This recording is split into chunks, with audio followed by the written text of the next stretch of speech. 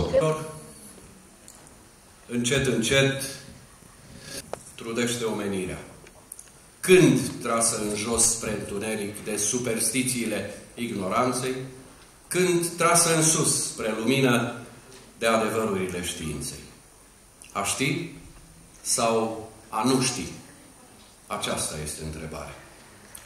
A ști înseamnă pentru omenire organizare temeinică, activitate rațională, cooperare, solidaritate, evoluție pașnică.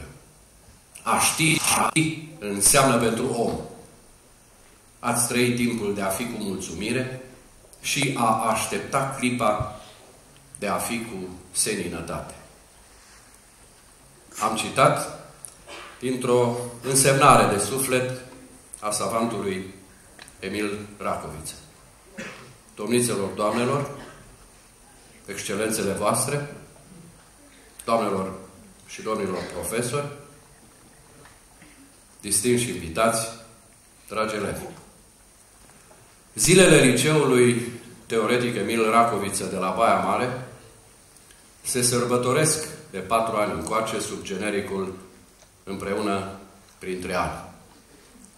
În fiecare an însă, sărbătoarea, ajunsă iată la cea de-a 4-a ediție, primește un nume. De această dată, sărbătorile liceului Racoviță, repet, la a 4-a ediție, sunt așezate sub genericul Racoviță în oglinda timpului. Vă spun încă o dată, bine ați venit! Ne bucurăm tare mult să fim împreună în această catedrală a artei dramatice.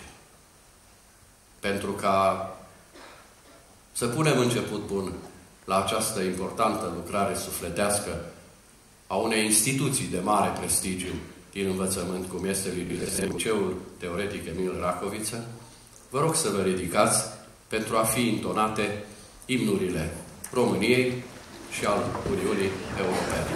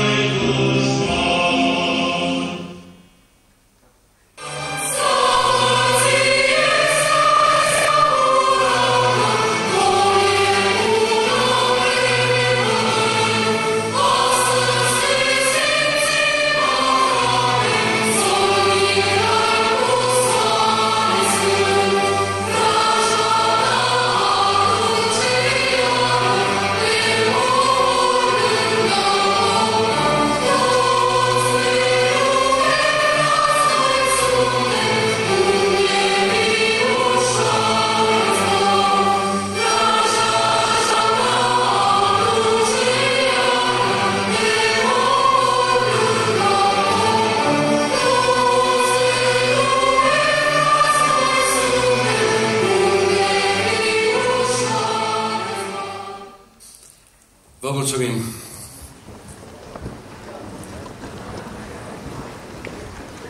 Cu bucurie mai spun încă o dată bine ați venit. Și vă salutăm cu căldură prezența aici, în această generoasă primitoare sală, în care, de-al minteri, Liceul Teoretic Emil Racoviță, prin dascălii săi unici, prin elevii săi unici, își desfășoară în mod frecvent astfel de activități. Sigur, de fiecare dată, întâlnirile acestea surprind.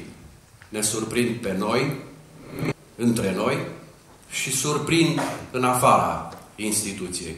Surprind comunitatea, surprind în modul cel mai frumos personalitățile din vari domenii de activitate. Este o întâlnire de înaltă ținută de fiecare dată când pe frontispiciu scrie Liceul Teoretic Emil Racoviță. Pentru că, și știți foarte bine, cu felurite prilejuri, aceste activități transmit mesaje dintre cele mai înălțătoare și rămân în memoria colectivă ca un ecou îngânat de cea mai frumoasă amintire pe care o păstrăm cu toții în partea de suflet în care ne iubim toate dorurile. Sărbătorile de la Racoviță au unicitate, au personalitate, au farmec și neuitare în timp. Așa va fi și aceasta. Și ne bucurăm, zic iarăși, cu majuscula prețuirii și mulțumirii, ne bucurăm să fim din nou împreună.